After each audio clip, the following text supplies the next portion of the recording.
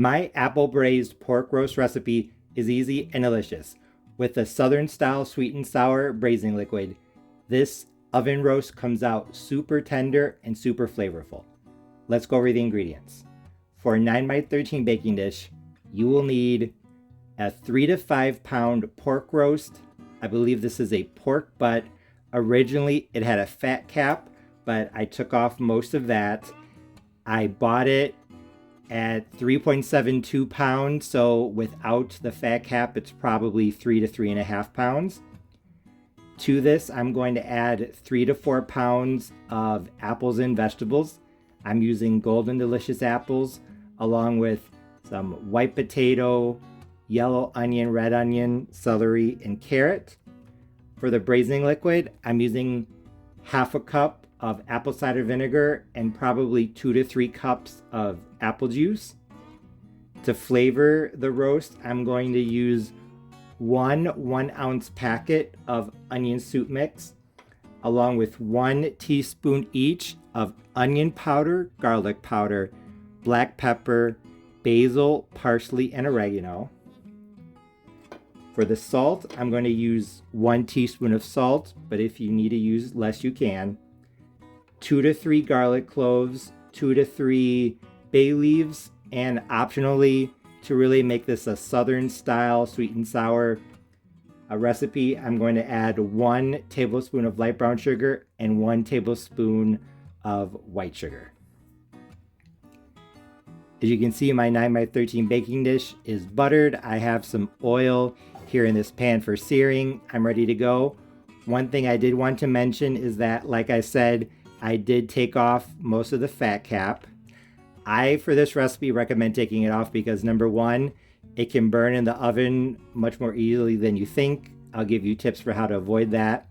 And number two, I think it makes the braising liquid overly fatty. And if you want to really enjoy it, I think it's better without as much fat. So, like I said, there's some flexibility in this recipe, but I would recommend taking off the fat before you start.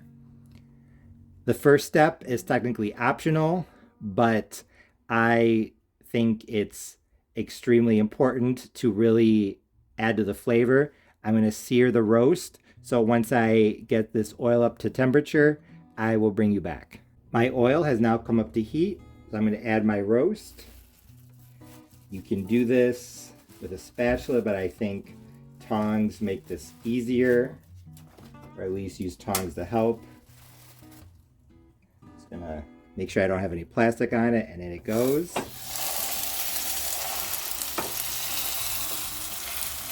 Now I'm going to sear it on medium heat, gas mark 4 out of 6, for let's say 3 to 5 minutes per side. And after flipping the roast around for about 20 minutes, it will be seared on all sides. Mine is actually a bad example because it's falling apart. That's how it was when I bought it. But that's okay. I'm going to put it in my pan, and the side that had the fat cap, I'm going to place that up so that what fat is left can kind of render down as the roast cooks. Now I'm going to deglaze this pan because, as you can see, there are a lot of burned bits that have a lot of flavor. So I'm going to take my half a cup of apple cider vinegar. I'm going to use that to help scrape the flavorful bits. And also, this is when I like to add the onion soup mix. I'll just take my onion soup mix packet, empty it into here,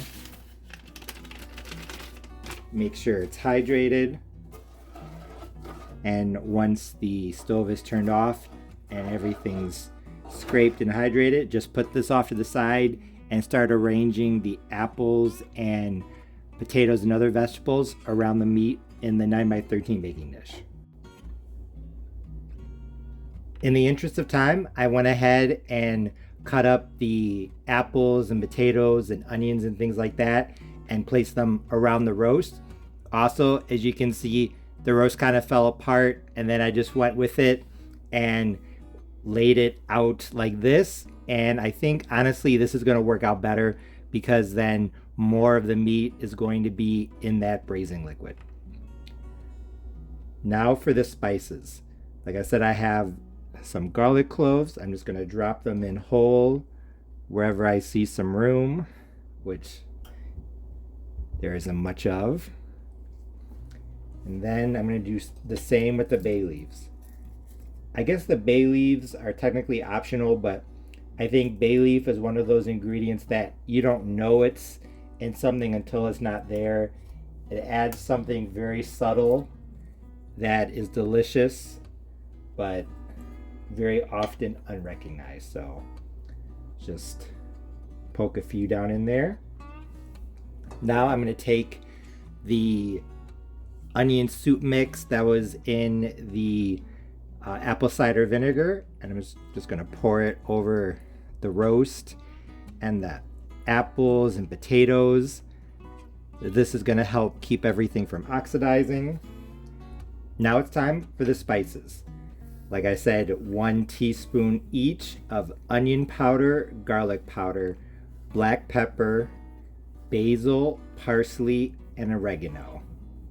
It's a lot of spices, but there's a lot of food in this Night My 13 baking dish. There's like 3-ish pounds of pork roast and maybe 4 pounds of apples and onions and a potato, things like that.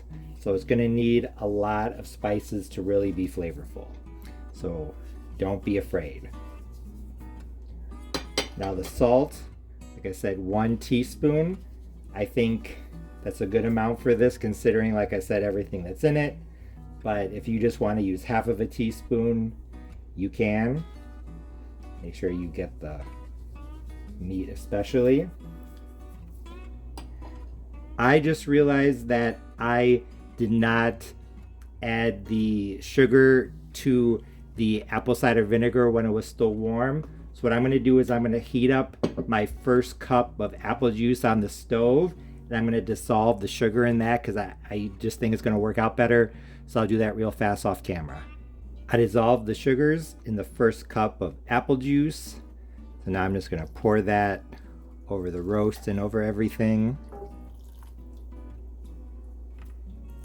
I'm going to need more than 1 cup, without a doubt. So I'm going to keep adding cups of apple juice until I get the right amount of liquid in this.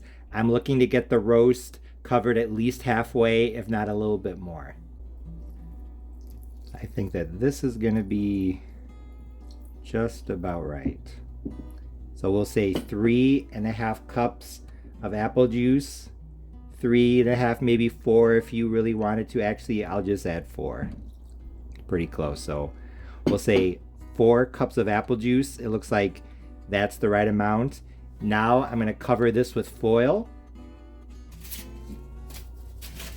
And what I'm going to do is, once I cover it with foil, I'm going to cook it at 350 degrees Fahrenheit, covered for at least 2 hours. Then I'm going to take off the foil and try to reduce some of this liquid, but I'll probably put a smaller piece of foil across the roast itself for at least part of that time, just to help make sure that it doesn't dry out or that this fat doesn't burn. Because if you do have a nicely shaped roast, unlike mine that fell apart that has a fat cap on it, it will burn if it's exposed to the dry heat of the oven very quickly. So make sure you keep that fat cap covered for most of the cooking process. So my pork roast was in the oven at 350 degrees Fahrenheit, covered for 2 hours. As you can see, it's cooking nicely. So what I'm going to do is I'm just going to take some of this braising liquid and spoon it over the meat. I'm going to spoon it over the apples and onions and other vegetables as well, but I'm going to focus on the meat. And then once everything is braised, I'm going to put this roast back into the oven at 350 degrees Fahrenheit, but this time uncovered. And my goal is to reduce the braising liquid. But what I'll probably do, not probably will do, is I'll put this piece of foil over the meat like that, just to help keep it from drying out.